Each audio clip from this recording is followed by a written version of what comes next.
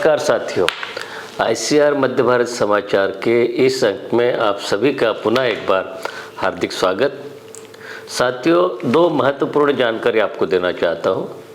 पहली जानकारी ये है कि इसी सप्ताह में यानी कि 3 से 6 फरवरी 2024 के दौरान ग्वालियर के राजमाता विजयराजे सिंधिया कृषि विश्वविद्यालय में एक अंतर्राष्ट्रीय स्तर की कृषि प्रदर्शनी का आयोजन किया जा रहा है।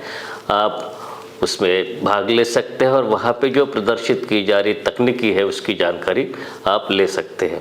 इसी प्रकार नई दिल्ली के भारतीय कृषि अनुसंधान संस्थान यानी कि IARI के माध्यम से प्रत्येक वर्ष पूसा कृषि विज्ञान मेले का आयोजन किया जाता है और इस वर्ष यह आयोजन 28 फरवरी से 1 मार्च के दौरान आयोजित किया जा रहा है। तो आप कृपया इसकी तिथियां नोट कर लें और जहां संभव हो आप इन दोनों मेलों में या प्रदर्शनी में भाग ले सकते हैं। इस अंक में आप देखेंगे हाल ही में भारतीय सोयाबीन अनुसंधान संस्थान द्वारा आयोजित गणतंत्र दिवस की कुछ झलकियां, लेकिन सबसे पहले देखते हैं अभी तक के मुख्य समाचार। भारतीय कृषि अनुसंधान परिषद द्वारा आयोजित relevance of ideology of Swami Vivekananda and Shri Ramakrishna Paramahansa in man making and nation building विषय पर डॉक्टर PS ब्रह्मानंद द्वारा दिए गए व्याख्यान का संस्थान के कर्मचारियों के लिए हुआ सीधा प्रसारण।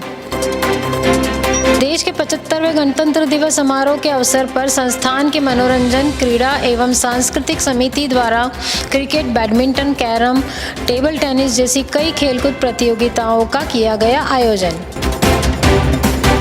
महाराष्ट्र के जालना जिले की कृषक उत्पादक संस्थाओं के लिए संस्थान द्वारा आयोजित स्मार्ट परियोजना के अंतर्गत सोयाबीन उत्पादन, मूल्य संवर्धन एवं खाद्य उपयोग विषय पर 3 दिवसीय प्रशिक्षण कार्यक्रम का किया गया आयोजन।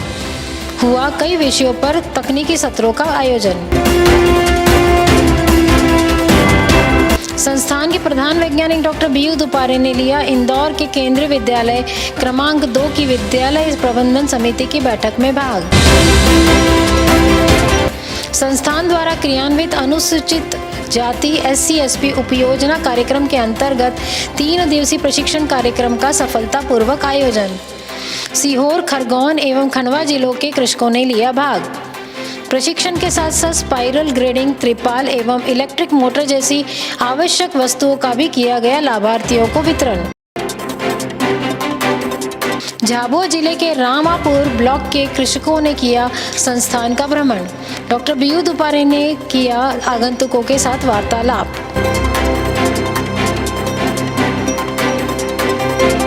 KVK महू एवं MSc टेक्नोलॉजी सनावद के छात्र छात्राओं ने किया संस्थान के एग्री बिजनेस इंक्यूबेशन केंद्र का भ्रमण।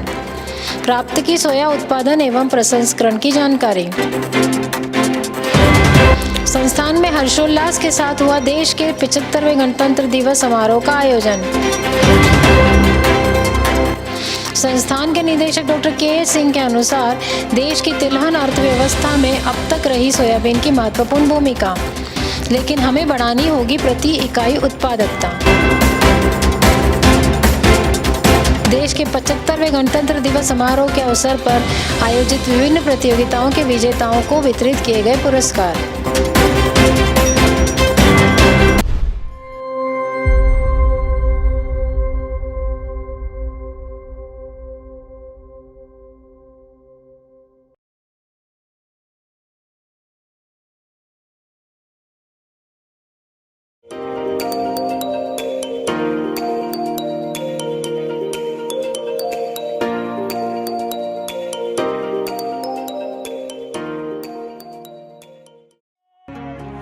रिक्रिएशन क्लब के उपाध्यक्ष दुपारे साहब के साथ में पधारे।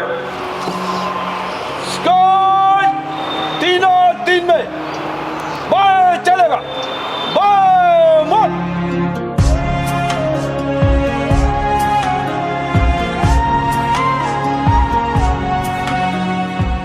भारत माता की, भारत माता की।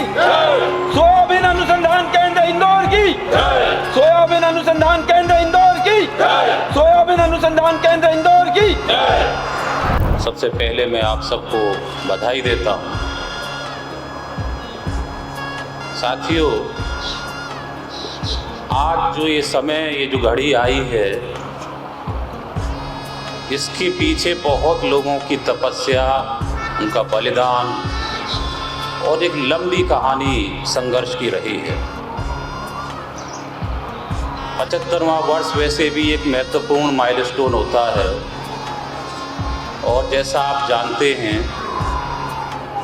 कि भारत सरकार के अनुसार आज के इस दिन से जो समय अगले 25 वर्ष तक चलेगा, उसे अमृत काल के नाम से पुकारा जा रहा है। यानी आज हम समृद्धि के उस दौर की तरफ बढ़ रहे हैं जो कभी भारत का अतीत रहा था।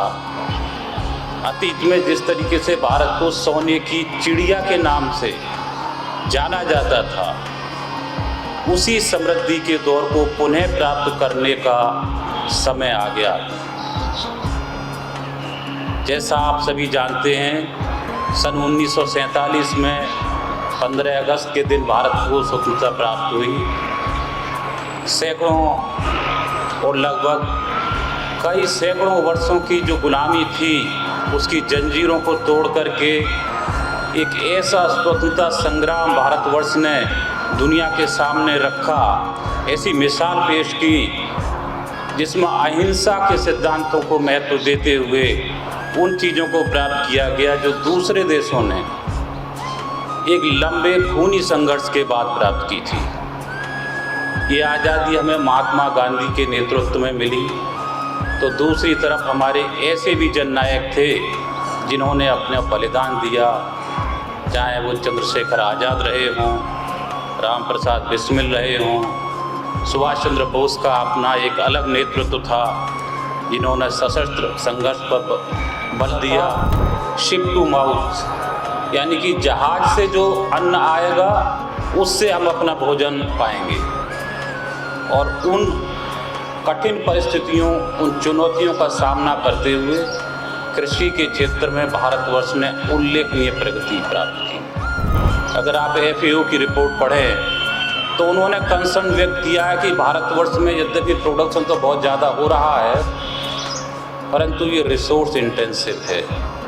यानी जितना जल, जितनी लेबर, जितने न्यूट्रिएंट्स हम यूज कर रहे हैं, वो शायद उस हिसाब से उपयुक्त नहीं है जितना कि हमें, यानी कॉस्ट ऑफ कल्टीवेशन निरंतर बढ़ती जा रही है। ये बहुत बड़ी चिंता की बात है, और इसलिए हमने अपने संस्थान में भी और भारतीय कृषि अनुसंधान परिषद ने भी धीरे धीरे इस बात पर जोर देना प्रारंभ कर दिया है कि जो आज की मॉडर्न एग्रीकल्चर की तरफ हम जा रहे हैं, उससे जो अलग रास्ते हैं उन पर भी अनुसंधान कार्य किए जाएं। एक नेचुरल फार्मिंग के रूप में ICR काफ़ी इम्फेसिस दे रहा है। हमने भी एक नई शुरुआत इस क्षेत्र में की है कि कैसे हम अपने जो रिसोर्सेज हैं उनका जुडिशियल यूज करें, उचित से उचित प्रयोग करके ज़्यादा से ज़्यादा प्रोडक्शन कैसे लें। आज पानी की कमी होती जा रही है। आज फर्टिलाइज़र के क्षेत्र में भी आप देखेंगे तो कभी यूरिया की कमी होती है, कभी DAP उतनी मात्रा में नहीं मिलता है, और यदि मिलता भी है तो इसका जो प्रयोग जिस तरीके से किया जा रहा है उससे सॉइल की फर्टिलिटी पर बहुत इफेक्ट आ रहा है। तो इन सब कारणों से हमें ये देखना होगा कि आने वाले समय की जो चुनौतियाँ जलवायु परिवर्तन के कारण उत्पन्न होने जा रही हैं, उस दिशा में हम किस प्रकार अनुसंधान कार्य करके आने वाली पीढ़ियों के लिए एक सुरक्षित भविष्य सौंप करके जाएं। अधिक चिंता का विषय बायोटेक स्ट्रेसेज है। मित्रों, ये हमारी सामूहिक जिम्मेदारी है, क्योंकि नोडल सेंटर हम ही हैं कि अखिल भारतीय परियोजना के जितने भी केंद्र हैं उनके साथ मिल करके हम इस सबसे बड़ी चुनौती का, जो इसमें बीमारियां लगती हैं, इनका न केवल उपचार ढूंढें बल्कि इनके प्रति होस्ट रेजिस्टेंस, पौधों में ही ऐसी रेजिस्टेंस का प्रत्यारोपण करें जिससे, जैसे आप उदाहरण के लिए गेहूं की फसल यदि देखें तो एक ऐसा समय था कि ब्लैक रस्ट के कारण सारा गेहूं खत्म हो जाता था, और आज अनुसंधान की ये सफलता रही है कि गेहूं एक एश्योर्ड क्रॉप मानी जाती है, यानी उसमें इतनी कम बीमारियां हो गई हैं कि किसान उस फसल को इसलिए लगाता है कि कम से कम इसमें मुझे कोई रिस्क इन्वॉल्व नहीं होगा। तो यही स्थान हम कैसे सोयाबीन में लेकर के आए, इस दिशा में आप सबको मिल कर के काम करने की आवश्यकता है।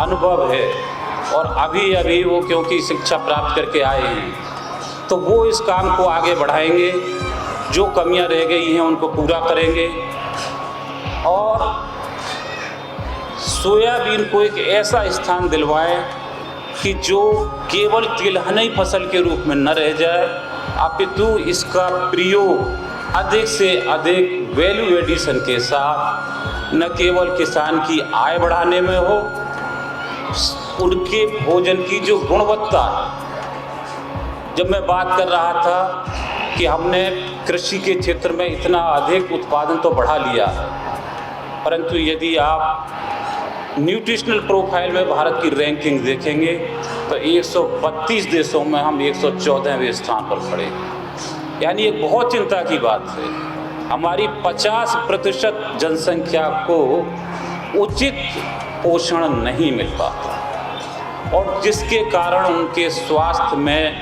अनेकों कमियां रह जाती हैं। और सौभाग्य से सोयाबीन एक ऐसी फसल है जो कम से कम पोषण में एक अवयव यानी प्रोटीन की पूर्ति में सबसे अधिक कारगर सिद्ध हो सकती है।